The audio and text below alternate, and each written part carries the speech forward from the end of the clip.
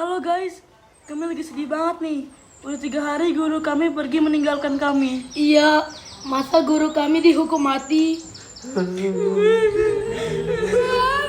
hari sudah sejak Yesus disalibkan dan dikuburkan. Petrus bersama dengan murid-murid dan para pengikutnya diliputi kesedihan dan ketakutan. Tapi pagi itu, Maria Magdalena datang ke kubur dengan hati yang rindu.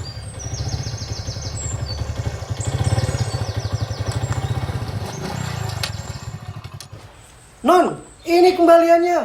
Kok main ditinggal aja tuh gimana? Nanti saya bawa kabur loh. Bapak itu loh, sengaja saya tinggalin buat Bapak. Wah, makasih ya Non. Terima kasih.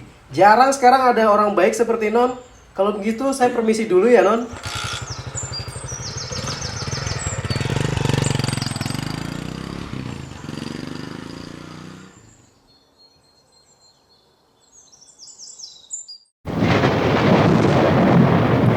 Tidak, Tuhan Yesus, di mana tubuhmu?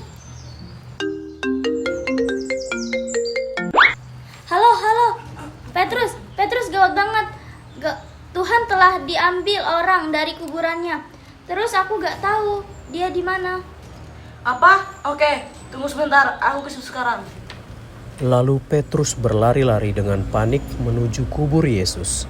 Kemudian ia mendapati Maria Magdalena yang menangis terseduh-seduh. Dasar, maling gak tahu diri.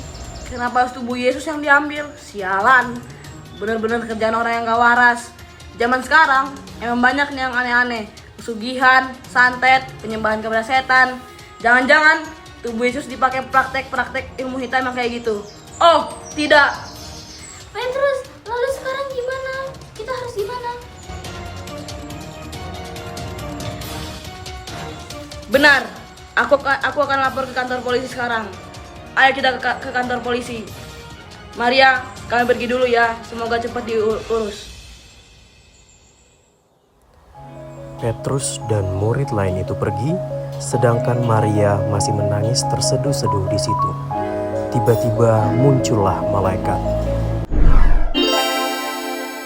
Ibu, mengapa engkau nangis? Tuhanku telah diambil orang dan aku tidak tahu di mana ia diletakkan. Malaikat itu menatap ke belakang Maria Magdalena, sehingga Maria Magdalena menoleh ke belakang. Bu, mengapa engkau menangis? Siapa yang engkau cari? Pasti Tuhan. Jikalau Tuhan yang mengambil ia, katakanlah kepadaku di mana Tuhan meletakkan dia, sehingga aku dapat mengambilnya sekarang dan Tuhan tidak perlu berurusan dengan polisi. Maria! Rabuni! Janganlah engkau memegang aku, sebab aku belum pergi kepada Bapakku.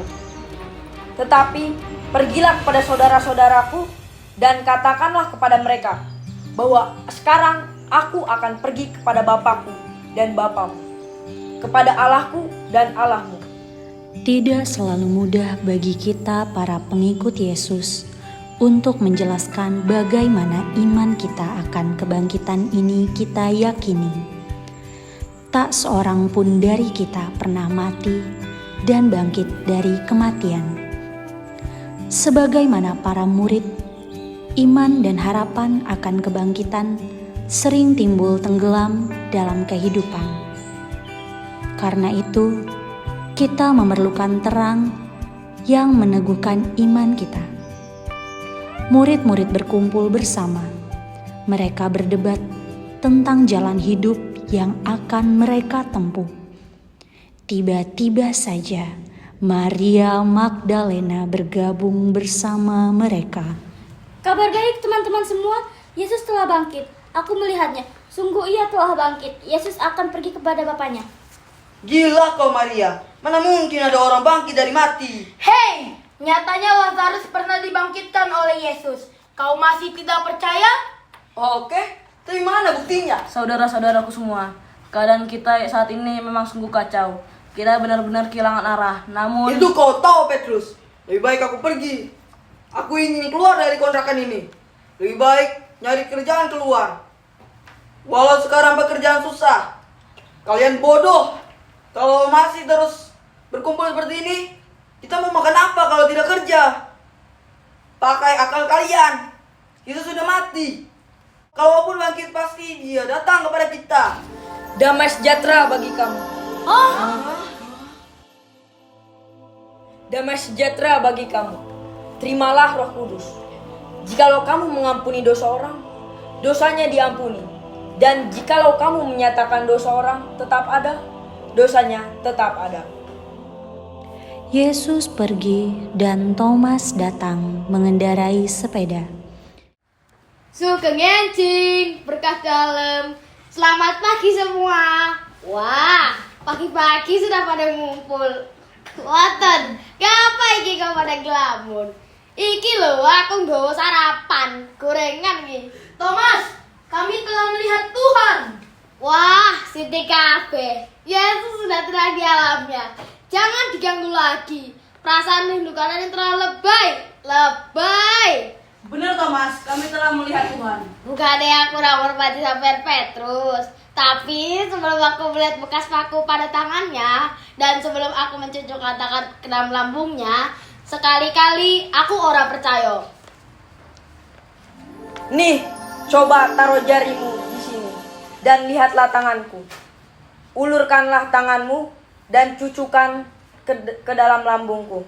Dan jangan engkau tidak percaya lagi, melainkan percayalah. Ya Tuhanku dan Allahku. Karena engkau telah melihat aku, maka engkau percaya. Berbahagialah mereka yang tidak melihat namun percaya. Sebagaimana Yesus menolong para murid untuk percaya, kita sangat memerlukan pertolongan Yesus untuk senantiasa memperbarui iman dan harapan kita kepadanya. Seringkali manusia tidak setia kepada Tuhan, namun Tuhan tetap setia kepada umat-Nya. Dalam keteduhan batinmu, serahkanlah seluruh dirimu, hati dan pikiranmu kepada Tuhan.